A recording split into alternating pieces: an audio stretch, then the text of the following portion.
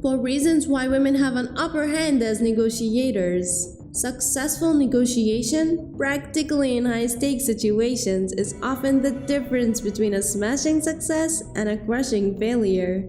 In the past, negotiation has been conceived of as a battle of wills, a deadlock between two aggressive parties, where the first one to blink loses. However, in my experience, successful negotiation is much more nuanced and much less testosterone-fueled. Winning is good, but finding solutions that are satisfactory to both parties is better. Women with their innate emotional intelligence are uniquely equipped with the soft skills required to succeed in negotiation. Here's why.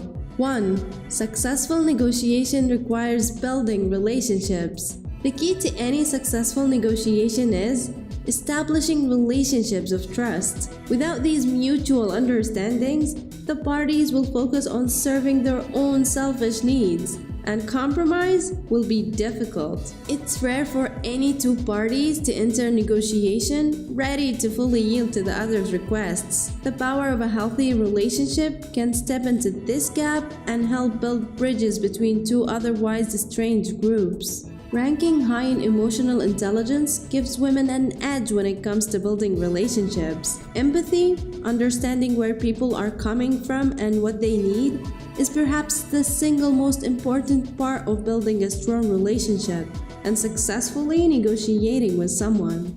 2. Being able to articulately describe feelings is key. The ability to express one's feelings is another crucial element of negotiation. Two stiff-lipped negotiators can stare each other down for hours without success, waiting for the other to crack.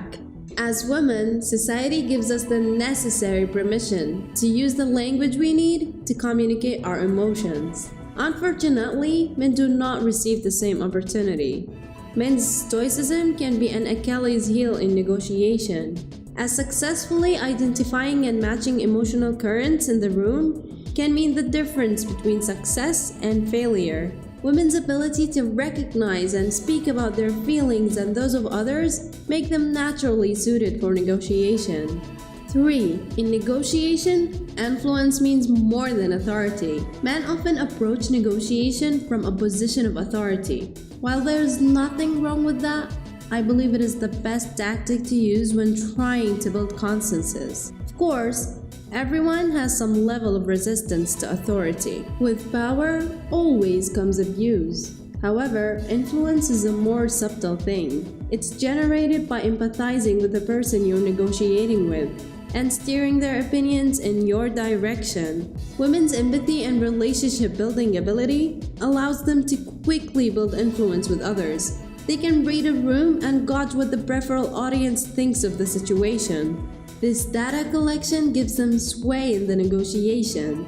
Their influence over the situation increases the odds. Due to that, the final compromise will definitely swing in their favor. 4. Sensitivity to feedback is crucial when working out a compromise.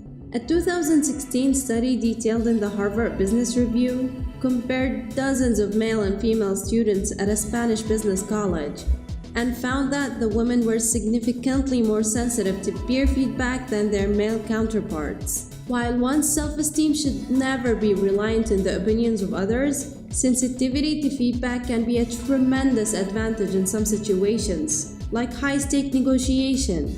If you're not listening to the other party and taking their position seriously, you're not engaged in negotiation. It's an argument. Every negotiation is different, and of course, men have other valuable innate skills. But women are rightfully beginning to take their place at the table as expert negotiators, and it's not hard to see why.